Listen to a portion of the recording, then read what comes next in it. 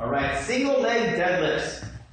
We've got a single leg deadlift. It's a beautiful movement. It's one of my favorite. We do it pretty frequently. You're going to balance on one leg. You're going to push those hips back just like a deadlift. So it's your standard deadlift maneuver, taking it down, touch the toe or as low as you can get it, keeping that back nice and flat, and then drive the heel into the ground as you stand it on up. Oftentimes a progression would just add some weight to it.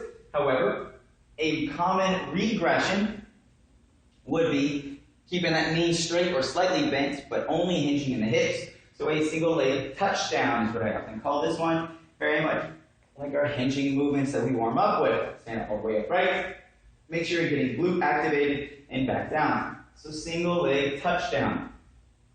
A progression from the single leg deadlift, aside from adding some of that weight, would be what I call a rotational single leg deadlift, or it's actually called by the physical therapy world a bowler squat. So it's not so much a squat as much as it is a deadlift, because you're still pushing those hips back. So we're going to balance on one leg, and for efficiency's sake, I'll use the same leg. You're going to rotate around as you do the single leg deadlift, and you're going to cross the front legs. In this case, I'm balancing on my right leg. I will reach across that. Okay, so from the front, reach it across. Something that's really good is to have like a kettlebell or a dumbbell or a medicine ball for them to touch down to. They're reaching out and pushing the hips back. All right, so from the side, push the hips back and reach across the body. And this is a common movement that we often see in a lot of throwing sports, right? Particularly like pitching, right? So I'll pitch left-handed and throw it across the body.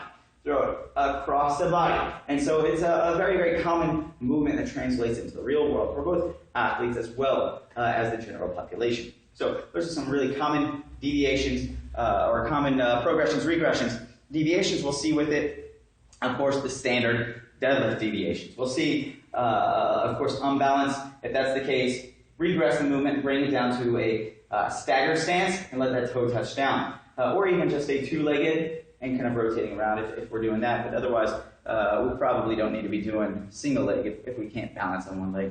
The single leg toe touch is going to be good. Deviations from around the shoulders. Yeah.